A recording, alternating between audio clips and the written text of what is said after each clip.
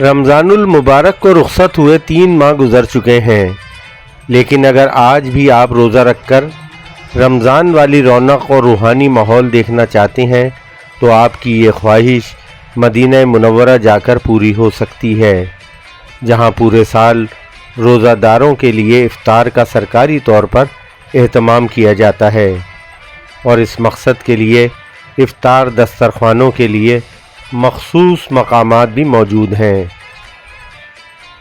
مسجد نبوی شریف میں گزشتہ ایک ہفتے کے دوران آنے والے زائرین کی تعداد 70 لاکھ سے تجاوز کر گئی۔ بیشتر زائرین بیرون ملک سے آئے تھے۔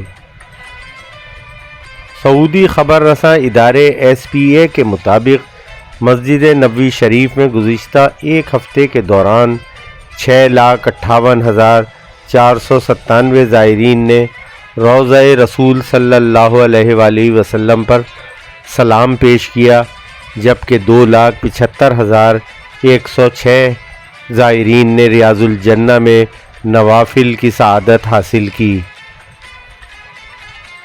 ادارہ امور مسجد نبوی الشریف کی جانب سے فراہم کی جانے والی ترجمے کی سہولت سے مختلف ممالک سے تعلق رکھنے والے 1,96,059 زائرین مستفیض ہوئے، جنہیں مسجد نبوی شریف اور اس کے اطراف کے علاوہ دیگر مسائل کے حوالے سے علمی اور دینی معلومات بھی فراہم کی گئیں۔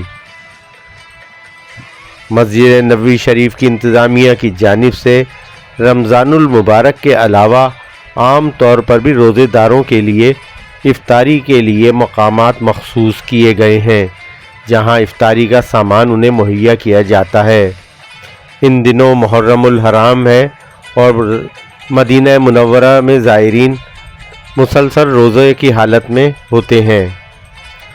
اس حوالے سے گزشتہ ہفتے 1,55,229 افطاری کے پیکٹ بھی تقسیم کیے گئے۔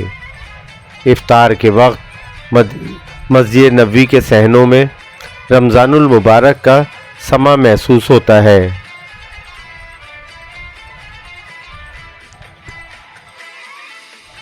یاد رہے کہ رمضان المبارک میں دنیا بھر سے آئے ہوئے لاکھوں ضیوف الرحمن اور ضیوف مصطفیٰ صلی اللہ علیہ وآلہ وسلم مسجد نبوی کے احاطے میں رمضان کے افطار دسترخوانوں پر موجود ہوتے ہیں۔